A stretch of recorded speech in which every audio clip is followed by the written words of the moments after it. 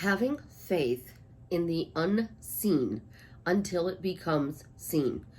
Do you actually have any idea what that sentence means? It is persist in the assumption until it hardens into fact. But what exactly are you doing? This is Susie, your beautiful millionaire swan queen. Welcome back to the garden, my beautiful duckling. Subscribe, smash the like button, share my video. I will love you forever. I am a life coach with a 99.6% success rate in getting people back together with the love of their life. If you would be interested in working with me one-on-one, or joining my paid Facebook group to get out of your personal hell loop and get your dream life, check out the links in my description below. So, faith in the unseen until it becomes seen. That's when you actually believe that what you're creating is true. It's a mouthful, but think about it. You have to have blind faith.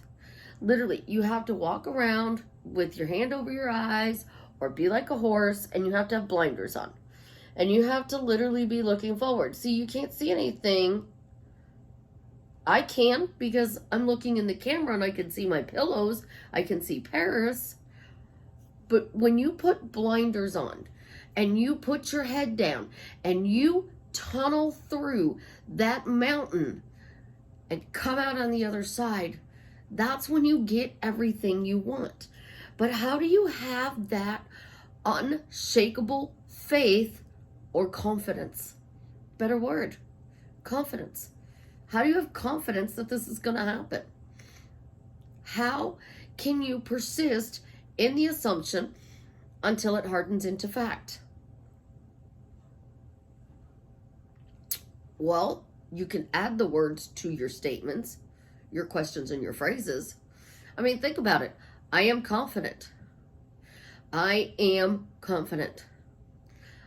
I have blind faith. I know this is working. Tell you guys that all the time. If you are saying, I'm so excited that Jared's knocking on my door right now, asking me to marry him, I know this is working, and that's why Jared is knocking on my door right now, asking me to marry him. I have unshakable confidence. I am so faithful to my end that I know no matter what, I am going to get what I want. The problem most people have is they can't flip their negatives. They are stuck in the but I don't see it's working. But it's getting worse. But I really want this. It's not happening. Whenever you are in doubt, in chaos, in resistance mode, it's because your dominant thoughts are negative thoughts. They're not dominant power thoughts. So if you were to walk around, and I guarantee you this, and I've said it, typically 3 to 6 months you get back together with the love of your life. Typically takes 3 to 6 months.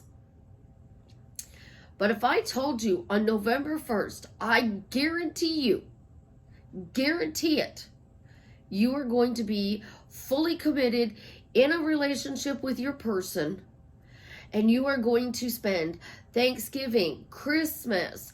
You're going to bring in the new year with them. If you are Jewish, you're going to celebrate the Jewish holidays with them and bring in the new year with them. If you are from the Middle East and you are celebrating your holidays, I don't know all the holidays, but I know that there are like 30 holidays between November 2nd and February 2nd. There are so many holidays. If I guaranteed you we're going to spend every single one of those holidays together, but I'll even step it out further.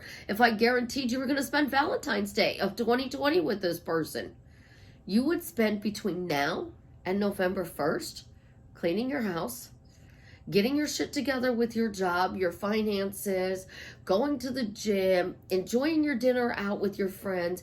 You wouldn't be sitting on the couch imagining the scene in Paris. You'd be talking about how your life was absolutely positively incredible. It's amazing. I'm living the best life possible. Today is the best day ever because I guaranteed it.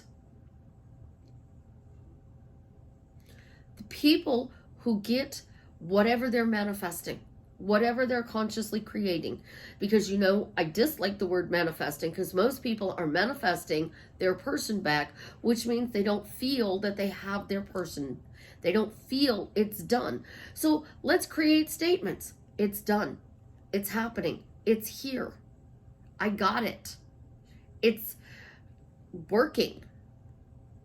I'm seeing results.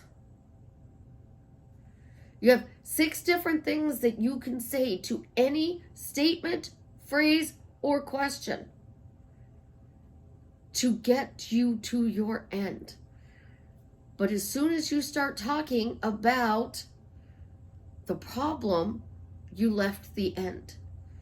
And you have to pick up yourself, dust yourself off, and you have to focus forward and get back up and start doing it again. And when you fall, you can't say, oh my God, I messed up my manifestation. It's not going to happen. Oh no, it's not going to happen. Susie, I'm just going to go get my drink and I'm going to come sit on the couch.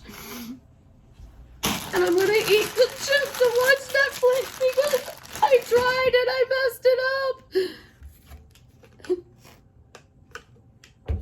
Stop. You didn't mess it up. You didn't delay it. You spoke about the fact that you messed it up and delayed it. And this is why I say you don't create everything. What needs to change in order for you to get what you want? So, you want a new car. So, a brand new car has to be built. Well, there's a shortage of chips. I don't know if it's all over the world, but I do know in the United States there's a shortage of chips. So our car dealer lots do not have a lot of brand new cars. So you are manifesting a specific car, but that car cannot be completely finished being made because there's no chip for the car. How long is it going to take for the chip to come in? Well, we don't know because we might go down on another COVID lockdown. Oh my God, COVID just messed up my life because they're going to lock us down again and I'm not going to get my car. I hate COVID. Oh, let's go eat that chip. Oh my gosh. Oh my gosh, this just sucks. My life totally fucking sucks. That's all it takes. Literally. One thought. It's negative, it's dominant, and you start spiraling.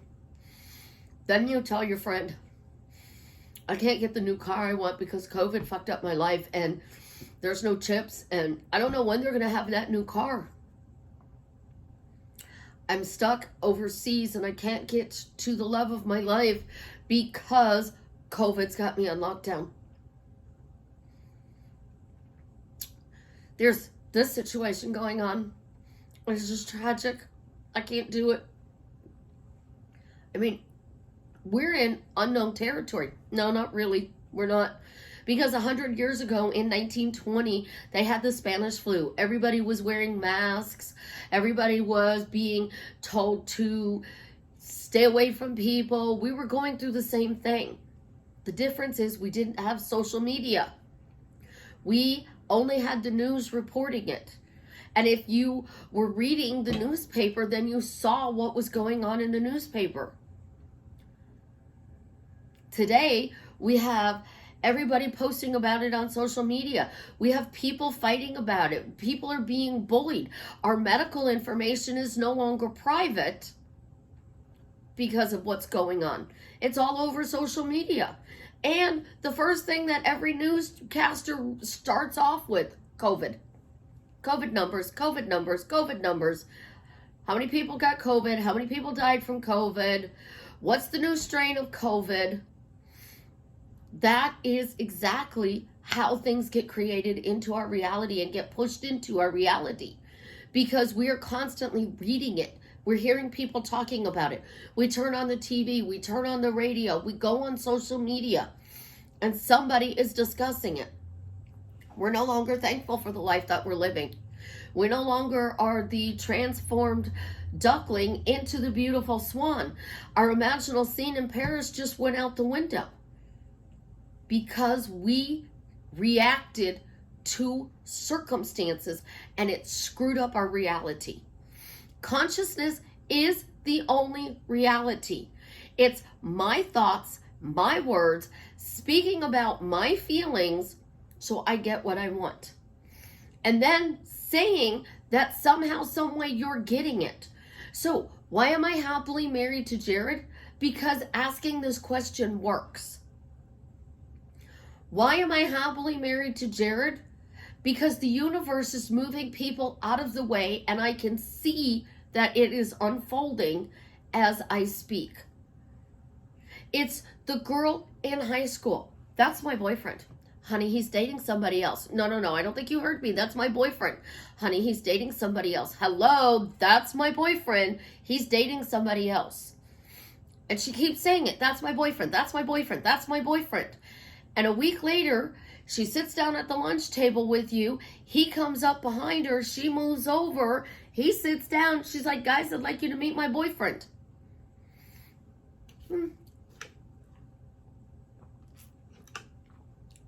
We're so caught up in romance novels, especially women.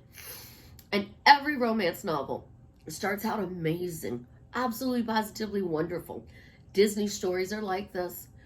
And it's such a fairy tale. And then we get to the part where we want to eat the chips. And we're going insane because they broke up. They're not talking. Consider this: How to Lose a Guy in 10 Days. You met this amazing person. And you have to write an article to help your best friend so she doesn't lose her job. So you have to screw this relationship up totally. But nothing you're doing is working. Because this guy still sees this cute, sexy, funny, beautiful lady. Or if it's a girl, she still sees this amazing man who is everything she possibly dreamed of. You have to have blind faith in the unseen until it becomes seen in order for you to believe it's true. Which is why we keep telling you, speak only the things you want.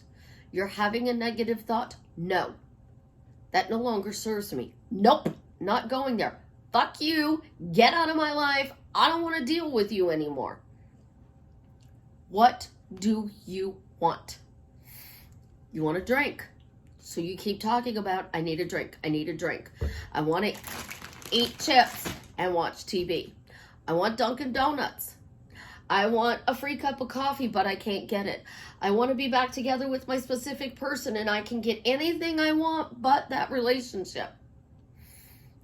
That's your words creating separation.